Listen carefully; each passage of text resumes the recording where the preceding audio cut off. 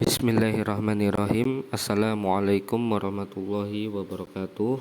Apa kabar teman-teman semua? Semoga semuanya baik-baik saja. Nah, di sini saya akan memberikan tanggapan mengenai sistem manajemen keamanan informasi yang teman-teman bisa lihat, linknya saya taruh di dalam deskripsi. Ya, SMKI ya, atau Sistem Manajemen Keamanan Informasi, kita harus ketahui ada 3 aspek di dalamnya, yaitu kerahasiaan, keutuhan, dan ketersediaan. Nah, dalam penerapannya SMKI ini ada 14 sub pokok utama yang harus dilakukan ya. Yang pertama yaitu adalah kebijakan keamanan informasi, yaitu perancangan, proses, standar, dan petunjuk untuk mematuhi kebutuhan informasi ya.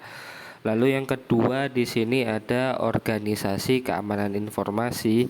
Adanya organisasi ini sangat berperan penting dalam manajemen, pengawasan, dan penindaklanjutan dari suatu insiden informasi. Nah, lalu selanjutnya ada keamanan sumber daya manusia ya.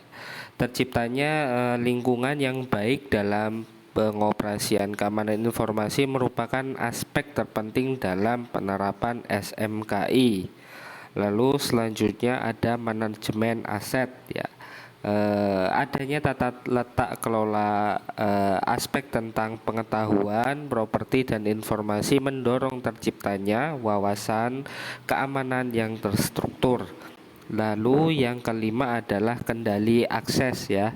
Dalam manajemen informasi, selain dibutuhkan pengawasan dan keamanan, pengontrolan akses kendali informasi sangat penting ya, seperti memperkecil lingkup akses dalam memperoleh informasi tersebut. Lalu yang keenam adalah kriptografi ya, adalah sebuah pengamanan dalam menyimpan informasi tanpa diketahui oleh pihak ketiga. Lalu ada keamanan fisik, yaitu keamanan tingkat dalam bentuk suatu website atau aplikasi yang kita gunakan dalam menyimpan informasi. Lalu ada juga keamanan operasi, yaitu keamanan operasional dari sebuah pengaplikasian yang berkaitan dengan data dan informasi pengguna. Lalu poin yang kesembilan adalah keamanan komunikasi ya. Penerapan keamanan komunikasi dua arah ya, tanpa ada pihak lain yang mengetahui. Lalu yang poin ke-10, akuisisi, pengembangan, dan perawatan sistem ya. Adanya pengecekan berkala dari sebuah sistem untuk meminimalisir sekecil mungkin terjadinya sebuah ancaman. Itu sangatlah penting karena tidak ada yang tahu bahwa jika sistem itu dibiarkan lama, ada sebuah ancaman di dalamnya. Lalu yang ke-11 adalah hubungan pemasok ya.